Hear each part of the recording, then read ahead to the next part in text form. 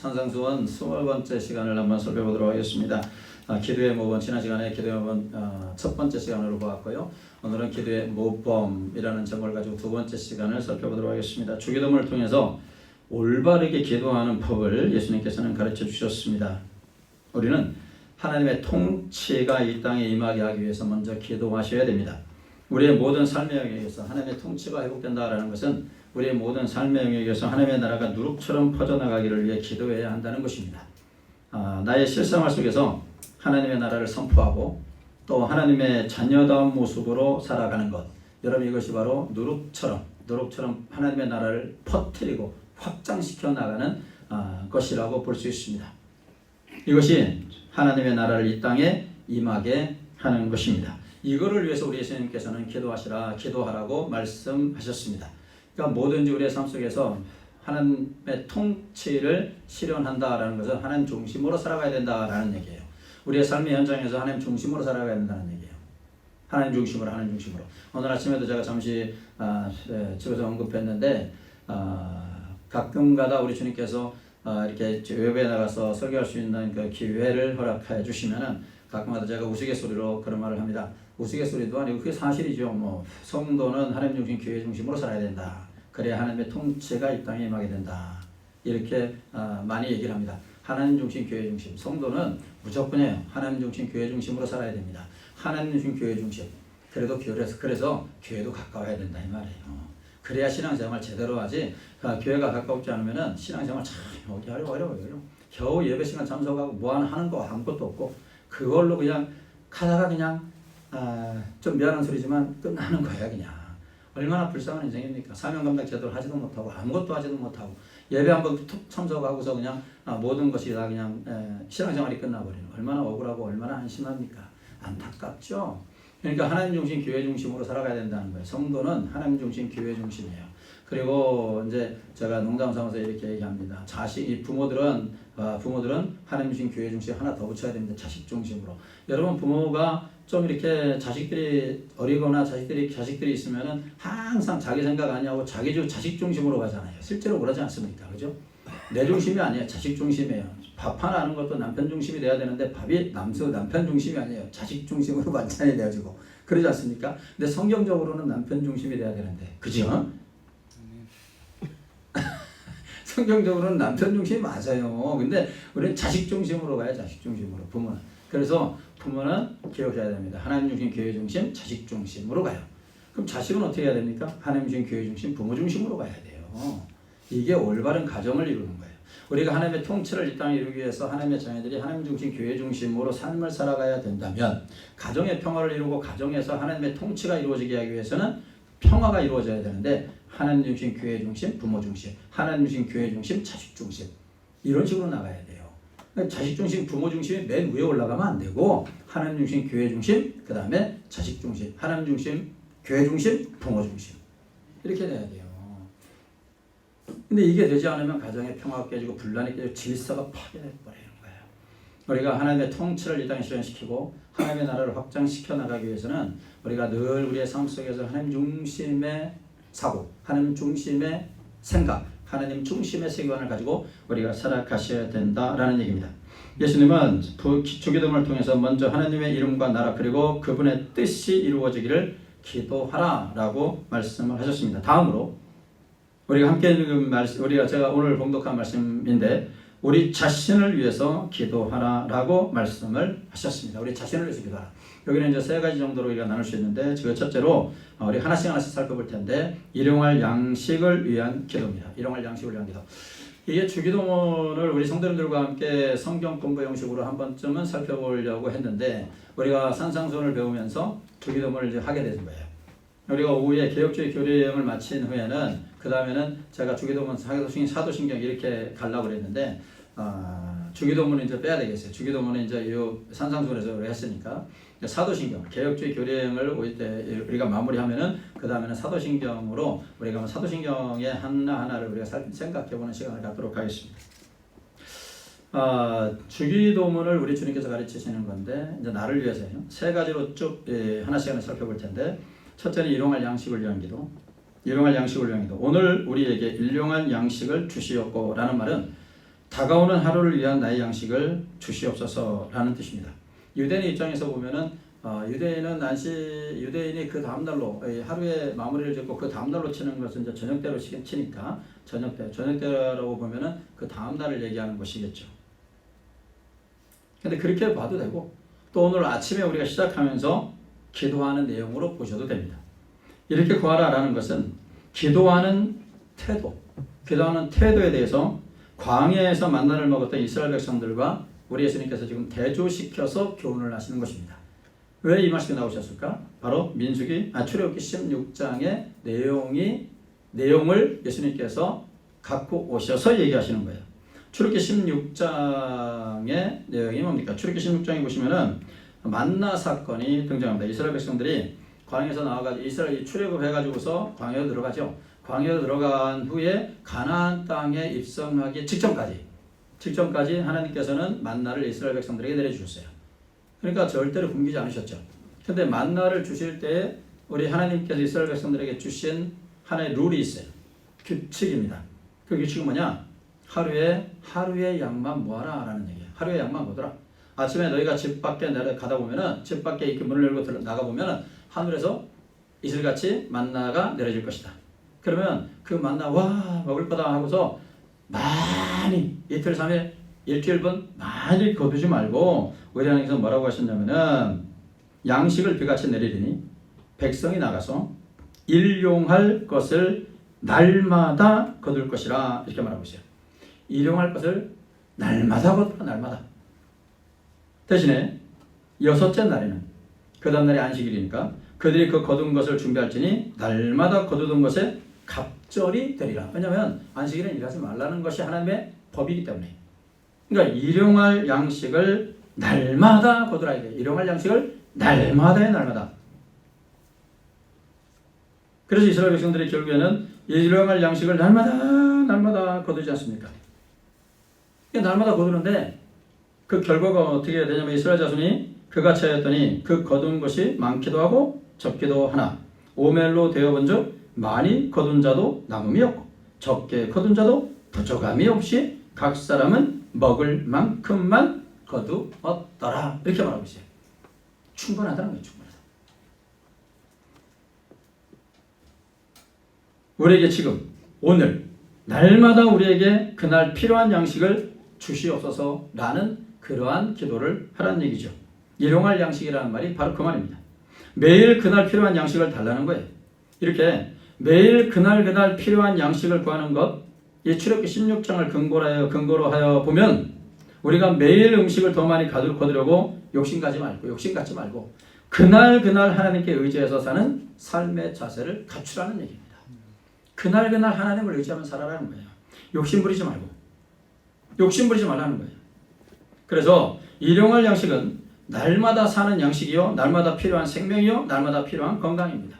주기도문에서 가르쳐 주시는 이 교훈, 결국 뭡니까? 욕심 버리라는 얘기예요. 욕심 버리라. 일용할 양식을 구하라라는 것은 욕심 버리고 살아라 이 말이에요. 하나님이 그날 주신 은혜를 가지고 만족하며 살아라 이 말이에요. 욕심 버리고. 하나님은 욕심이 들어있는 기도는 원치 않으신다라는 얘기입니다. 우리가 날마다 사는데 필요한 생명, 건강, 먹고 마시는 것, 자유와 평화 이것들을 날마다 얻어야 한다는 것입니다. 욕심을 버리고 날마다 주시는 은혜를 구하고 그 은혜에 만족하며 살라는 거예요. 욕심 부려가지고서 욕심이 마음속에 가득 해가지고서 마음속에 어떻게 하면 많이 벌고 어떻게 하면 좀 더 채우고 이런 마음 가득 해가지고 탐심이 가득 해가지고서 하나님 앞에 기도 안 된다는 거예요. 물론 계획도 없이 목표도 없이 살라는 것은 아닙니다. 하나님의 영광이 빠지고 내 배만 불리려는 욕심으로 죄를 짓지 말라는 거예요. 그래서 야고보서 1장 15절에서 뭐라고 합니까? 우리 한번 같이 읽어볼까요? 야고보서 1장 15절 앞에 있습니다. 시작! 욕심이 잉태한 즉 죄를 낳고 죄가 장성한 즉 사망을 낳느니라 그러잖아요. 여러분 사람은 누구나 그렇다고 해서 크리스천들이 이 물질관이 전혀 우리 물질을 배제하는 삶을 살 수 있느냐? 그렇지 않아요. 사람은 누구나 이 만모니즘, 물질주의죠. 만모니즘 가치관에 빠지게 됩니다. 빠지기가 굉장히 쉬워요. 물질을 우상화하기 쉽다는 얘기입니다. 그래서 우리에게 일용할 양식을 주시옵소서라는 말씀에 대한 예수님의 그 설교 중 이 말을 구체적으로 해석하면서 설교하시는 내용이 6장 24절에 가서 있는데 6장 24절에 보시면 뭐라고 되어 있냐면은 한 사람이 두 주인을 섬기지 못할 것이니 혹 이를 미워하고 저를 사랑하거나 혹 이를 중히 여겨서 저를 경히 여김이라 너희가 하나님과 재물을 겸하여 섬기지 못하느니라 말씀하셨습니다. 맘모니즘의 유혹에 대해서 굉장히 경계하시는 거예요. 맘모니즘에 빠져있는 사람은 어리석은 부자와 같은 삶이라고 성경은 말하고 있습니다. 어리석은 부자, 바보 같은 부자죠. 그 누가복음 12장에 나와 있는데 누가복음 12장에 가서 보시면은 어리석은 부자에 대한 비유가 나오지 않습니까? 우리가 많이 이 예를 들지 않습니까? 소출이 많아가지고서 정말로 풍년을 받아가지고 소출이 많아서 쌓을 곳이 없도록 부유하게 된 이 부자. 그동안도 부자로 살았는데 더 많은 것을 차지하게 됐어요. 그러면은 이 모든 부를 주신 하나님 앞에 감사하면서 나누면서 배려하면서 살아야 될 거 아니겠습니까? 근데 전혀 그러지 않았다. 이 누가복음의 저자가 이 어리석은 부자에 대해서 기록한 이유가 뭡니까? 제가 언젠가 수요일인가 금요일에 말씀드렸죠. 누가복음의 저자 누가는 가난한 자를 대상으로 해서 가난한 자를 머리에 투고서 누가복음을 기록하는 거거든요.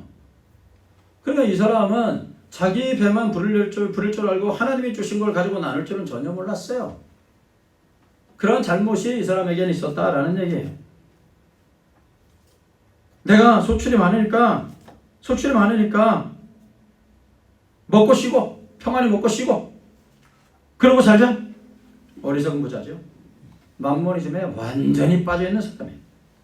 여러분 자기 힘으로 자기가 일을 해서 거기서 얻는 열매로 삶의 행복을 얻으려고 하는 태도 결국 맘모니즘 물질주의 우상에 빠지게 되는 것이며 그것은 결과적으로 구원의 길도 행복의 길도 만족의 길도 될 수가 없습니다.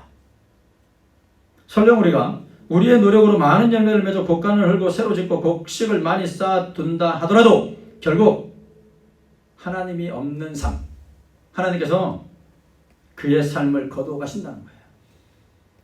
우리에게 진정한 삶, 행복한 삶, 만족의 삶을 주실 분은 우리가 하나님의 나라, 하나님의 이름을 다루면서 생각해 보았지만 초월적인 하나님, 그러나 우리에게 아버지, 아빠로 친근하게 다가오시는 은혜의 하나님이지 우리가 스스로가 만들어낸 부가 우리의 삶을 보장하지 않는다는 것입니다. 그런데 우리 사람들은요, 특별히 한국 사람들은 절대 빈곤에 살던 역사를 가지고 있습니다. 절대 빈곤이죠. 의식주의 문제로 허덕이던 시절이 꽤나 오래 있었습니다. 그렇기 때문에 여러분 이런 생각에서 벗어나지 못하고 있습니다. 우리 성도들조차도 마찬가지입니다. 성도들조차도 교회에서 날마다 우리에게 일용할 양식을 주시옵고 라면서 주기도문을 내옵니다. 그러나 세상에서 사는 모습은 더 욕심에 사로잡혀 살고 있는 모습이 많이 나타나고 있다는 겁니다.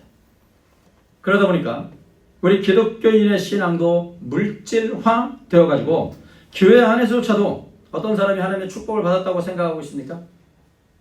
이웃을 착취하든지 말든지 수단 방법을 가리지 않고 이웃을 숨기는 직업이든지 아니면 이웃에게 독을 팔든지 간에 무슨 짓을 해서라도 돈을 많이 벌면은 하나님이 축복했다고. 심지어 신앙이 좋아서 하나님이 복 주셨다고 여기지 않습니까? 주일을 밥 먹듯이 빠지면서 돈을 많이 봅니다. 하나님이 좀 봐주시는 것 뿐인데, 기회를 다시 주시는 것 뿐인데, 성도님들은 옆에서 생각합니다. 와, 신앙이 좋아서. 뭔 신앙이 좋습니까? 주일에 빠지면서 직장생활 하는데 무슨 신앙이 좋습니까? 근데 하나님 복 주셨다고 합니다. 물질주의죠. 우리의 영적 생활에도 이 맘모니즘이 깊이 파고 들어왔다는 얘기예요. 이렇게 우리의 영성까지도 물질화되는 상황까지 지금 벌어지게 되었습니다. 이런 사람들은 입으로는 주님이 가르쳐주신 기도는 한다고 할 수 있을지 몰라도 실제로는 주님이 가르쳐주신 기도를 하지 않는 것입니다. 실제로는 하나님을 의지해서 사는 것이 아니고 자기 힘으로 살아가고자 하는 사람이에요. 무엇을 위해서 그렇게 삽니까? 자기 욕심. 자기 욕심을 위해서 결국은 사는 것입니다. 우리는 하나님의 통치를 받는다는 말, 하나님의 나라가 이 땅에 임하게 해달라는 기도를 너무 추상적으로 생각하시면 안 됩니다. 욕심을 버리고 하나님을 의지해서 사는 것이 하나님의 통치를 받는 삶이라고 할 수가 있습니다. 하나님의 나라를 이 땅에 임하게 하는 삶이라는 것입니다. 우리는 매일매일 선택의 갈림길에 놓이게 됩니다. 그리고 여기서 우리는 윤리적 선택을 하게 됩니다. 사탄은 언제나 우리에게 유혹하죠. 맘모니즘 유혹을 합니다. 돈을 많이 벌어야, 쓸데없는 소리 하지 마. 돈을 많이 벌어야 안녕과 행복을 확보할 수가 있는 거 아니야? 라고서 유혹합니다. 돈을 많이 벌어야 너 교회에서도 떵떵거린다? 유혹합니다. 돈을 많이 벌어야 네가 좀 큰 집에 살아야 교회 목사님도 너한테 꼼짝 못한다. 맘모니즘에 빠지게 합니다. 반대로 하나님은 그것은 내가 네 이웃을 죽이고, 맘모니즘에 빠지면 내가 그것으로 네 이웃을 죽이고 동시에 너에게 죽음을 가져오는 길이야. 하나님께서는 경고하십니다. 내가 맘모니즘에 빠져 있으면 그걸로 인하여서 그 맘모니즘에 빠져가지고 그 물질을 모으기 위해서 얼마나 이웃의 것을 착취해야 되고 얼마나 하나님의 계명을 어겨야 되고 결국에는 너를 죽이는 거야. 하나님께서 말씀하십니다. 하나님의 통치를 받는다는 말은 맘모니즘의 우상 숭배를 거부하는 겁니다. 그리고 하나님께 날마다 의지하며 사는 겁니다. 조금 덜 벌어도 정직하게 장사하고 조금 덜 벌어도 거룩한 주의를 지키려고 가게 문을 닫는 자세. 여러분, 이것이 바로 맘모니즘의 유혹에 빠지지 않고 하나님의 통치를 이 땅에 실현하는 삶입니다. 일용할 양식을 주시옵소서라는 것은 욕심 버리라는 얘기예요. 욕심 버리고 기도하는 얘기예요. 두 번째로 우리가 살펴볼 수 있는 게 죄 용서를 위한 기도입니다. 죄 용서를 위한 기도. 우리가 우리에게 죄 지은 자를 사하여 준 것 같이 우리의 죄를 사하여 주옵소서. 여러분, 여기서 조금 우리가 생각해 볼 문제가 있는데, 죄 용서를 위한 기도인데요. 여기서 죄, 오늘 말씀을 보시면은 죄, 오늘 말씀에 죄라고 되어 있죠. 죄는요, 원문에서는 빚입니다. 빚. 채무로 되어 있어요. 채무. 왜 채무로 되었을까? 마태의 관점에서는 채무로 되어 있어요. 마태. 누가복음에서는 누가가 동일한 그 성경 구절을 누가는 빚이 죄라고 지적을 했는데 말입니다. 하나님에 대한 빚으로 보았어요. 유대인들은 죄를 하나님에 대한 빚으로 보았고 이웃에 대한 빚으로 본 것을 지금 마태는 반영을 한 것입니다. 이것은 죄의 엄중함을 나타내는 말이에요.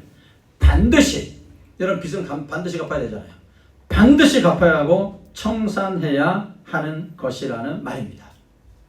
누가는 같은 내용을 쓰면서 11장 4절에서 죄라고 기록을 했죠. 그런데 원문에 가서는 단수로 죄로 되어 있지 않고 죄들이라고 되어 있어요. 죄들.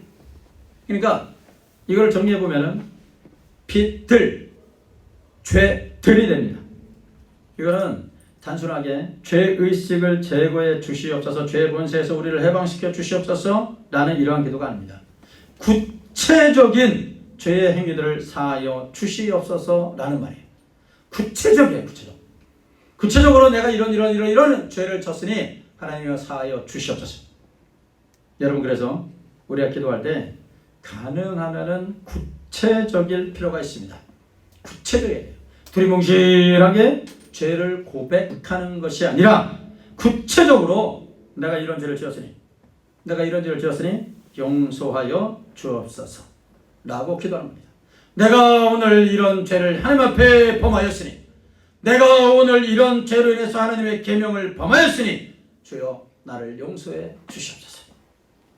구체적으로 기도하는 것이 중요합니다. 근데 여기서 또 한 가지 살펴볼 내용이 있는데, 오해를 불러일으킬 만한 말이 있습니다. 그건 뭐냐면은, 여러분, 우리가 주기도문을 하면서 조금 이해가 되지 않는 부분이 있지 않습니까? 우리가 우리에게 빚진 자를, 용서해 주었듯이 하나님도 우리의 죄를 용서해 주시옵소서. 이 기도인데요. 우리가 우리에게 죄 지은 자를 사하여 준 것 같이 우리의 죄를 사하여 주옵시고. 좀 이상하지 않습니까? 이 말은 자칫 오해하면 어떤 느낌이 드냐면 우리가 우리 자신의 행위를 하나님께 샘플로 제시하는 것 같은 느낌이에요. 우리가 우리의 죄를 사하여 준 것 같이 우리가 우리의 죄 지은 자를 사하여 준 것 같이 주님도 우리를 용서해 주옵소서. 우리가 먼저 행하는 거예요. 우리가 먼저 다른 사람들을 용서해 주면 주님이 나를 용서해 주시옵소서. 나 행위를 보고 주님이 해 주시옵소서. 여러분 이런 느낌 들지 않습니까? 오해를 불러 일으킬 만한 얘기죠. 이것이 원문에 가서 보시면은 동시성입니다. 동시성의 문맥이거든요. 그러니까 하나님 우리의 죄를 용서해 주옵소서. 그와 동시에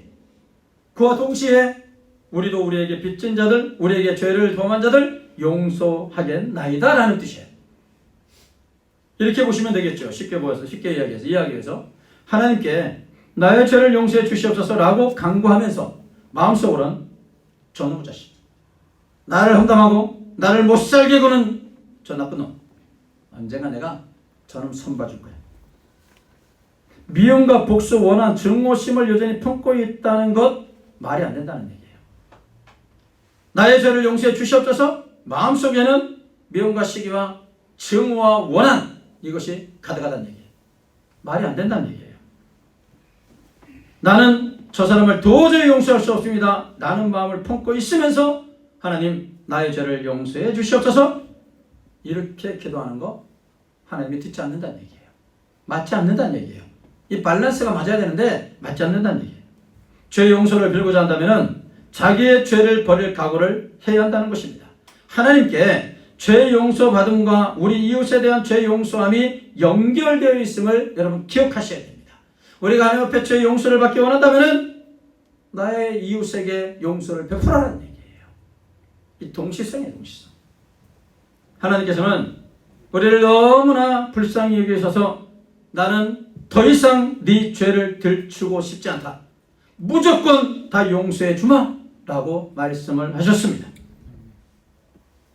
예수님을 부르며 두 손 들고 나오기만 하면은 하나님은 우리의 모든 죄를 예수님의 피로 씻어 주십니다. 그리고 요구하시는 거죠. 내가 너를 불쌍히 여겨가지고 너를 용서해 주었으니까 너도 내게 잘못한 사람에게 이런 긍휼을 베풀어라는 얘기예요. 베풀어라. 초대교부이며 별명이 황금의 입이라고 불리던 크리소스톰이라는 위대한 설교자가 있습니다. 얼마나 설교를 잘했으면 황금의 입이라는 별명이 있습니다. 그는 주일마다 교회에서 함께 예배 시간에 주기도문을 고백했다고 합니다. 그런데 오늘날 우리에게 죄 지은 자를 사하여 준 것 같이 우리 죄를 사하여 주옵시고 여기서 그만 잠시 침묵했다고 합니다. 하나님은 나의 죄를 모두 용서해 주셨는데 나는 왜 형제의 죄를 용서하지 못할까? 마음의 가책을 느끼고 울었다고 합니다. 사랑하시는 여러분, 오늘날 우리에게는 이런 용서의 마음이 있습니까? 용서의 마음, 다른 사람에 대한 긍휼의 마음. 여러분 이것이 점진적으로 우리가 사라져가고 있는 안타까운 우리의 모습을 발견하게 됩니다. 예수를 믿지 않는 사람은 세상 사람들이 기독교인을 이렇게 말한다고 합니다. 예수 믿는 사람들 아주 이기적이야. 예수 믿는 사람들 비인격적이야. 예수 믿는 사람들 아주 위선적이야. 퍼센트로 보면 80% 이상이 부정적인 생각을 가지고 있다고 합니다. 왜 그럴까요? 자기밖에 모르기 때문이에요. 자기밖에 모르기 때문이에요. 다른 사람에 대한 관용이 없기 때문입니다. 그리스도인의 불관용, 그리스도인의 긍휼의 결핍. 여러분 이것은 복음을 전하는데 엄청난 방해 요소가 되는 것입니다. 하나님께서 우리의 죄를 용서하셨듯이 우리도 형제와 이웃을 긍휼히 여기고 불쌍히 여기고 용서하는 너그러운 마음이 있어야 할 줄로 믿습니다. 이거를 위해서 기도하라 이 말이에요. 이것을 위해서. 이거를 위해 기도하라는 얘기예요. 세 번째로는 유혹으로부터 지켜주시기 위한 기도입니다. 유혹으로부터 지켜달라는 거예요. 여러분 우리를 시험에 들게 하지 마옵시고 이렇게 됐죠. 우리를 시험에 들게 하지 마옵시고. 여기서 시험이라는 말을 주목해 보셔야 되는데 이것이 이제 좀 이 헬라를 사용해서 미안합니다만은 페이라스몬이라는 말을 사용해요. 페이라스몬이라는 이 헬라어 단어에는 두 가지 뜻이 이중적인 의미가 있습니다. 유혹이라는 말이 있고 시험이라는 말이 있습니다. 시험과 유혹입니다. 이렇게 보시면 되겠죠. 시험은 하나님이 하실 수 있어요. 하시는 거고 하나님은 절대로 유혹하지 않습니다. 시험은 한마디로 테스트고 유혹은 템프테이션이에요. 유혹입니다. 이 마귀가 하는 거예요. 사탄이 하는 것입니다. 하나님은 우리를 시험하기는 하시지만 유혹하시지는 않습니다. 시험의 한 예로 우리가 생각해 볼 수 있는 게 아브라함을 들 수가 있지 않습니까? 아브라함을 들 수 있는데 창세기 2장 22장에서 아브라함에게 우리 주님께서 말씀하시죠. 내 아들 독자 이삭을 데리고 모리아산으로 가가지고서 나에게 번제로 바치라. 이렇게 말씀하지 않습니까? 아브라함이 어떻게 나오는지를 우리 주님께서 보시고자 하셨죠. 그런데 아브라함은 지체하지 않았어요. 주님의 명이 떨어지자 옆에 사람하고 상담도 안 했습니다. 아내하고 의논하지 않았습니다.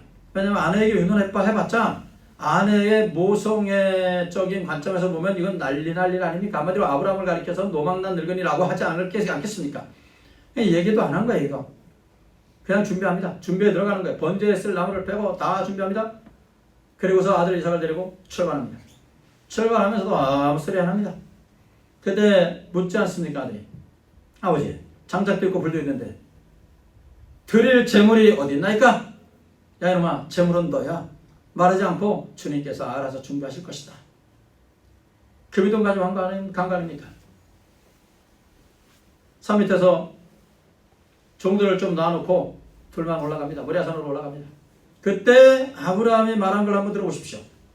우리가 왜 가가지고서 하나님께 번제 드리고 우리가 돌아오겠다.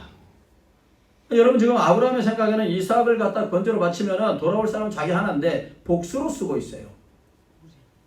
우리예요, 우리. 그럼 아브라함의 믿음이 뭐겠습니까? 반드시 하나님께서는 이삭을 죽인다 할지라도 살려내시리란 얘기예요. 부활의 믿음이에요, 부활의 믿음. 이 놀라운 믿음을 아브라함은 갖고 있었다는 얘기예요. 대단하지 않습니까?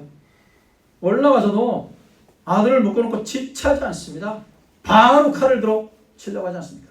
그때 하나님께서 얼마나 급했으면 아브라함아 얼마나 급했으면 아브라함을 부르지 않습니까?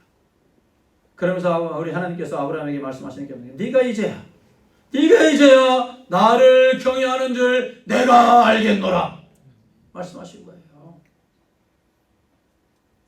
하나님께서 아브라함을 시험하신 것은 아브라함을 더 복되게 하시려고, 아브라함에게 더 큰 은혜 주시려고, 아브라함의 믿음을 더 견고하게 하기 위해서 아브라함을 시험하신 거예요. 이게 시험의 한이에요. 유혹은요, 사탄이 하는 겁니다. 사탄은 아담을 유혹했습니다. 아담을 유혹하고 하와를 유혹하고 지금은 우리를 유혹하고 있습니다. 우리는 우리의 힘으로는 도저히 사탄의 유혹을 저지할 수가 없어요.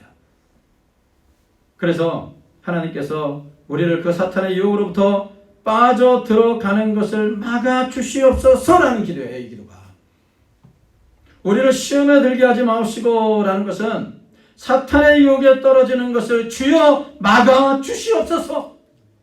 왜냐하면 우리는 도저히 사탄의 유혹을 이길 수가 없으니까 하나님께서 막아달라 이 말이에요. 하나님께서. 그래서 마태는 구체적으로 사탄의 유혹을 악이라고 규정하고 그 악에 빠지지 않도록 우리를 지켜달라고 기도하라고 하였던 겁니다. 악에 빠지지 않게 기도하라. 악에 빠지지 않게 하시옵소서. 이 악이라는 것은 두 가지로 해석을 했죠. 루터는 사탄으로 해석을 했고 어거스틴 같은 경우는 시험에 빠져 범하는 죄로 해석을 했어요. 뭐 어떤 거를 해석해도 상관없을 것 같습니다. 사탄의 유혹에 빠져서 악을 행하면 사탄에게 매여 죄를 범하고 영혼이 더러워지기 때문에 그렇습니다. 여러분 세상에 너무나 많은 유혹이 있습니다.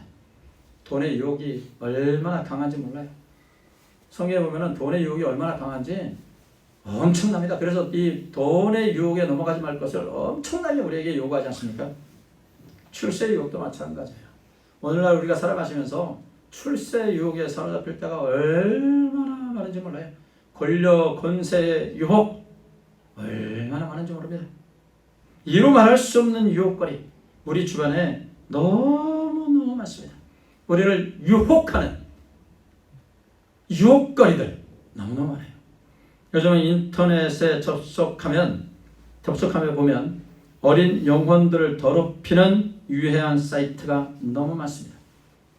그런 사이트를 크리스천들조차도 아주 그냥 거침없이 들어갑니다. 음란 사이트에 한번 들어가서 더럽다 여러분 한번 그러고 끝낼 수가 있겠습니까? 또 보고 싶고 더 보고 싶게 되는 유혹의 덫에 걸리고 맙니다. 폭력 사이트, 자살 사이트, 저주 사이트, 굿하는 사이트, 점치는 사이트, 도박 사이트, 초등학생까지 도박 사이트에 들어가가지고서 수천만 원, 수억을 막 왔다리 갔다리 하지 않습니까? 최근에 뉴스에 나오지 않았습니까? 끊어버릴 수가 없어요. 엄청난 유혹거리들이 우리 주변에 얼마나 산재되어 있는지 몰라요. 눈 한 번 잘못 돌려버리면은 그냥 빠져버려요. 이런 오염된 세상에서 여러분 우리는 우리 자신을 지켜야 합니다. 시험에 들지 않게 하옵시고 다만 악에서 구하옵소서. 주여 세상이 너무나 악합니다. 잘못하면 내 영혼이 더러워질 수밖에 없습니다. 이 더러운 유혹과 악을 이길 만한 힘이 나에게는 없사오니 나에게 성령과 말씀의 충만함을 주여 날마다 공급하여 주시옵소서. 여러분 간절하게 하나님 앞에 기도하셔야 됩니다. 유혹을 이기는 길은 말씀의 기둥에 나를 꽁꽁 잡아매는 수밖에 없는 겁니다. 그래야만 우리가 유혹을 이길 수가 있습니다. 여러분 요즘 커피숍 하면은 여러분 어디 커피숍을 자주 갑니까? 개인 커피숍도 많이 있죠. 그런데 스타벅스 커피숍이 전국에 얼마나 많은지 모릅니다. 미국도 얼마나 많고 대한민국 땅에 또 얼마나 스타벅스 커피숍이 많습니까?